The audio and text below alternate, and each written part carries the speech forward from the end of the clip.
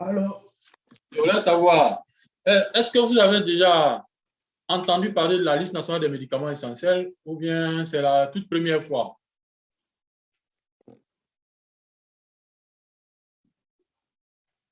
Chers participants, je voulais savoir, est-ce que vous avez déjà entendu parler de la liste nationale des médicaments essentiels ou bien c'est la toute première fois? Allô, bonjour à tous. Allô, Allô, bonjour. bonjour. Bonjour, docteur. Bonjour, comment Non, allez-vous? c'est pas la première fois qu'on entend parler de la liste nationale des médicaments essentiels, d'autant plus Oui, que pour l'activité CMU, c'est oui, sur cette oui, base que les médicaments ont été répertoriés. Donc, tout à et fait. que parce que la plupart des structures sanitaires Oui, sont sous CMU, donc nous avons connaissance vraiment de cette liste. d'accord, c'est Donc, c'est bien. pas la première fois. Je pense qu'il y a eu cette formation que vous avez eue, ou bien certainement certains de vos collaborateurs par rapport à la CMU. Yam Sokro, je pense qu'il y a eu des formations par rapport à ça. Effectivement, les médicaments de la CMU, comme les tests biologiques de la CMU, sont issus principalement, même pas principalement, totalement même de la liste nationale des médicaments essentiels. En fait, les médicaments qui se trouvent à la NPSP doivent être des médicaments qui sont issus de la liste nationale des médicaments essentiels. Sur la liste nationale des médicaments essentiels, c'est une liste produite par l'État de Côte d'Ivoire pour les établissements sanitaires du public. C'est dans cette optique-là que il a été demandé, l'OMS a demandé à la Côte d'Ivoire, pour ne pas manquer de certains produits qui sont considérés comme fondamentaux, mis à la disposition de la population ivoirienne, on a établi cette liste-là. Donc, c'est supposé que pratiquement tous les médicaments de la liste nationale des médicaments essentiels doivent être au moins à la NPSP. Et certainement, au niveau de la CMU, des médicaments sélectionnés de la CMU sont issus obligatoirement de la liste nationale des médicaments essentiels. J'espère que vous avez plus ou moins... C'est comme la liste nationale des médicaments essentiels, c'est un réceptacle.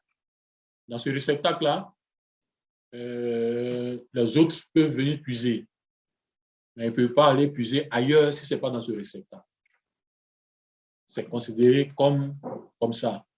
La liste nationale des médicaments, c'est comme un récipient, un grand couvert où on a mis tous les médicaments. Allô, oui, nous vous écoutons.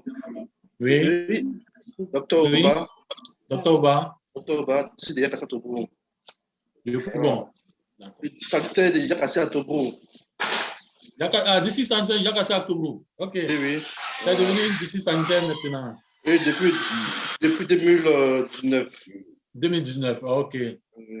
J'ai vu ça sur, parce que je faisais la cartographie par région sanitaire, par district. J'ai vu qu'il y a on est un jeune district avec assez de soucis. Mais ça va aller. Tout à fait. J'ai compris ça comme ça. Une fois que je suis allé à Yakasa à Tobrou, j'ai vu les difficultés que vous avez.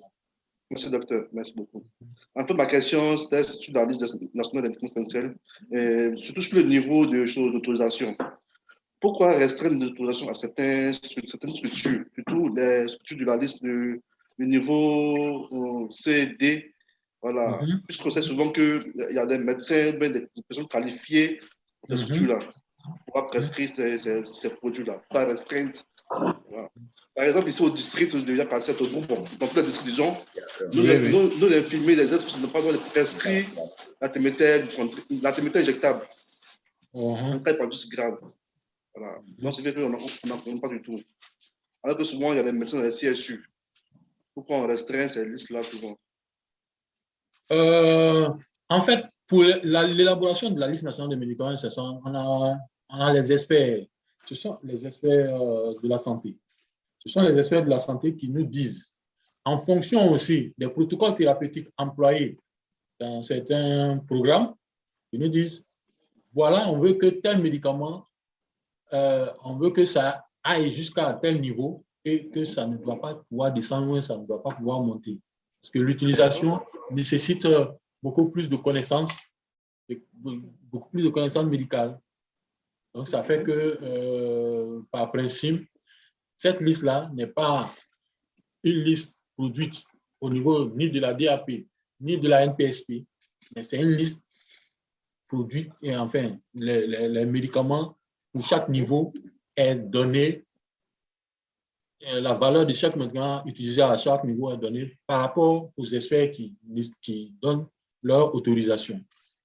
Je te prends le cas d'un médicament du programme mère-enfant. Il était produit à un niveau, il ne devait pas descendre au niveau D, ni encore au niveau E. J'ai oublié ce médicament pour ne pas entraîner d'autres discussions. Mais il se trouve que le programme, dans sa politique, l'utilisait déjà au niveau D et au niveau E. On a dit non, tant que les experts n'ont pas donné leur quitus lors de la révision de cette liste-là, tant qu'ils n'ont pas donné leur autorisation, vous, à votre niveau, vous ne pouvez pas descendre. Vous ne pouvez pas l'utiliser à ce niveau-là.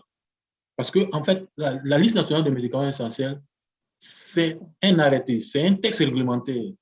Et ce texte réglementaire, tout le monde doit se conformer, comment on appelle ça, à ce texte réglementaire, à la valeur de ce texte réglementaire. Tant qu'il n'est pas écrit un autre arrêté ou bien une dérogation spéciale du ministre, vous ne pouvez pas descendre à un tel niveau.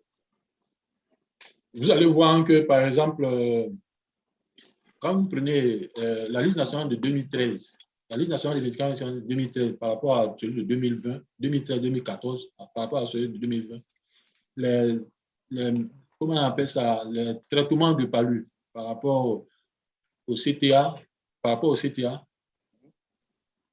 il y avait, il se permettait, il y avait deux produits, le AA et comment on appelle ça, il y avait l'azate aussi. AA et puis l'azate.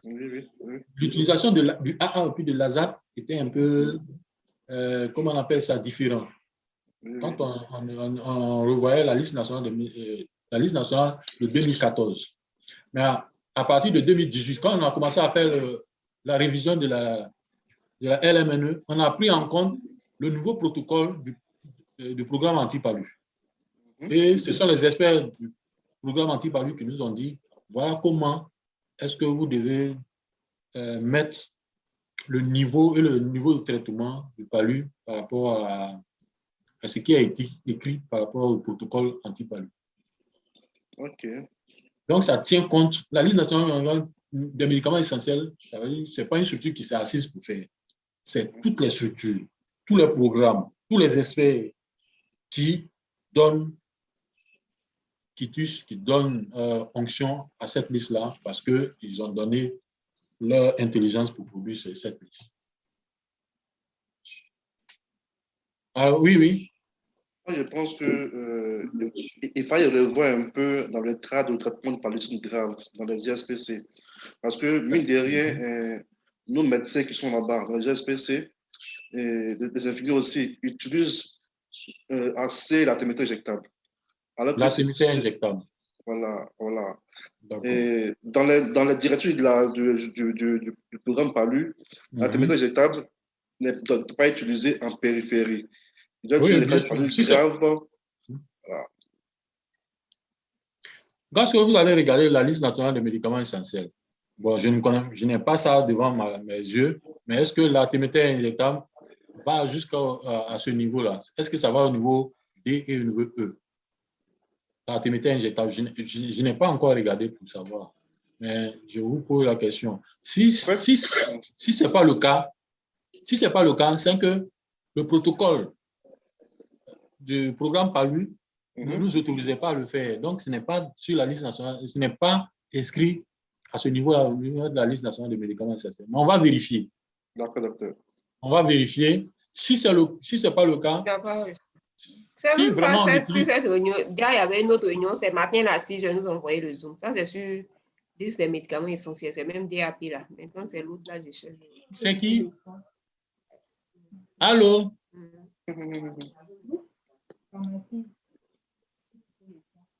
Allô? J'espère que j'ai coupé mon truc.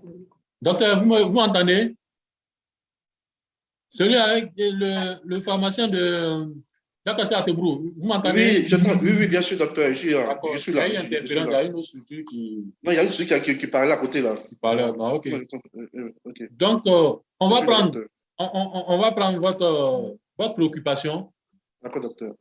On va prendre votre préoccupation et on va vérifier et on va vous faire signe. On va vous faire un retour. Vous allez donner vos coordonnées. On va... C'est le docteur Oba. Vous avez... Il a dit que non, c'est fait. Alice. D'accord. Oh, allô, oui. Oui, c'est quel district sanitaire? Docteur Oba. Boko. Oba. Docteur Boko? Non, il y a docteur Oba qui m'a parlé de Yakassé Atobrou. Voilà. Maintenant, celui qui veut me Le parler docteur Boka. actuellement. Allô? Oui, docteur Boka. Oui, docteur Boka, district sanitaire de Miyagi. District sanitaire de Miyagi. District sanitaire Bon, de c'est le Miyagi. seul district où je ne suis pas encore arrivé. Ah, Mais je pense d'accord. que je vais arriver là-bas. Donc, on t'entend impatiemment alors. Non, ça, il n'y a pas de souci. Je vais partir là-bas. Il y avait, je crois qu'il y avait votre, comment on appelle ça, Dédé. C'est madame, Oui. Madame, c'est son nom que j'ai oublié. Madame Ankema? Madame? Non, c'est pas Non, madame non, Ankema. non, c'est pas. Mon DD, C'est c'est une un femme, homme, c'est docteur Kouloubla. Non, Ah, c'est un d'accord. homme. Ah, d'accord, je sais Voilà. que je me suis trompé alors. Ah, Oui, ok. cher ami, Donc, je vous écoute. en fait, ma préoccupation, c'est vrai Oui. que c'est bien d'avoir la liste nationale des médicaments Essentiel. essentiels. Sur cette liste, on s'appuie vraiment pour passer donc les commandes et la NPSP, qui est donc notre fournisseur. Oui. C'est sur cette base que met à disposition donc des ISPC ces médicaments. Ma préoccupation, ce que je veux savoir, est-ce que la DAP a un droit de regard au suivi de la disponibilité des médicaments essentiels au niveau de la NPSP? Si oui, je voudrais savoir pourquoi depuis le début de l'année, c'est-à-dire un médicament essentiel comme l'amoxicilline 250 mg suspension, depuis le début de l'année, n'est pas disponible à la NPSP jusqu'à ce jour. Allô? Allô? Très bonne question. Allô?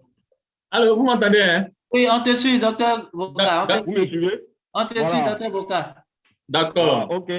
Donc, Vous avez parlé c'est un peu de l'amoxicilline.